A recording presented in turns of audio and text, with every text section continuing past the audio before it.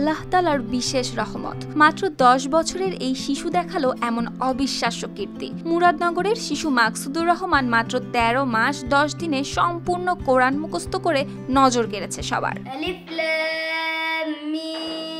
সে স্থানীয় এক মাদ্রাসা থেকে গত বছরের 30 সেপ্টেম্বর হিফজের সবক শুরু করে। চলতি বছরের 10 নভেম্বরে পুরো কোরআন মুখস্থর মতো বিশাল কাজ সম্পন্ন করেছে সে অত্যন্ত পরিশ্রম করেছে, যেটা অন্য ছাত্রদের মধ্যে আমরা দেখতে পাইনি। এই ছেলেটা বন্ধে বাড়িতে যায় নাই, বাড়িতে না গিয়ে তারপর সে পড়ালেখা করেছে এবং এমনও বন্ধ হয়েছে যে সে বন্ধের সময় বাড়িতে যাওয়ার পরে সে আমার কাছে মোবাইলের মাধ্যমে সবক বা পড়া শোনাইছে। তো তার এই চেষ্টার ফলে আল্লাহ তাআলা তাকে অতি অল্প সময়ে কোরআনের হাফেজ বানিয়েছে। পরিবার জানায়, ছোটবেলা থেকেই ছিল তার কোরআন শিক্ষার প্রতি প্রবল আগ্রহ।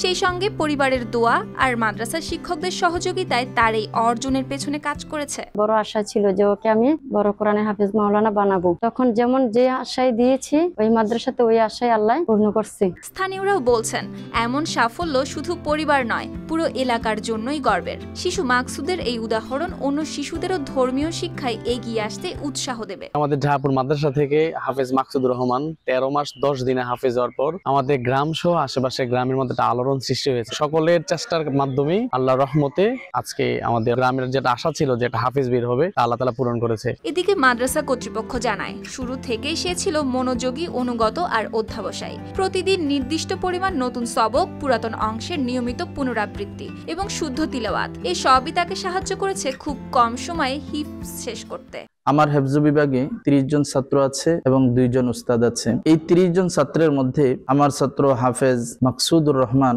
13 মাস 10 দিনে কোরআন সম্পূর্ণ করেছে, আলহামদুলিল্লাহ। এই ছেলেটার মধ্যে আমরা উস্তাদরা একটা প্রতিভা দেখতে পেয়েছি। আমরা দেখলাম যে এই ছেলেটা অন্য ছাত্রদের তুলনায় একটু সবক বেশি দিতে পারে। এই বেশি সবক দেওয়ার ফলে অল্প দিনে আলহামদুলিল্লাহ তার কোরআন শেষ হয়ে গেছে।